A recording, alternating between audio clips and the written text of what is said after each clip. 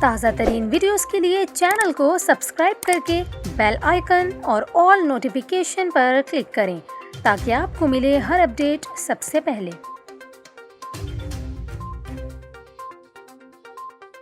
اور یہاں پر آپ کو اہم خبر دیں، نسلا ٹاور سے رہائشیوں کی منتقلی کا عمل جاری ہے۔ سپریم کورٹ کے احکامات کی روشنی میں ڈیڈ لائن گزرنے کے بعد نسلا ٹاور سے 50% سے زائد مکین منتقل ہو گئے ہیں اور دیگر رہ جانے والے رہائشی سامان کی منتقلی میں مصروف ہیں۔ اس کے علاوہ انتظامیہ نے نسلا ٹاور کو اپنے تحویل میں لے لیا ہے اور عمارت مکمل خالی ہونے کے بعد اسے مسمار کرنے کا عمل شروع کیا جائے گا، جو 1 ہفتے کے اندر مکمل ہوگا۔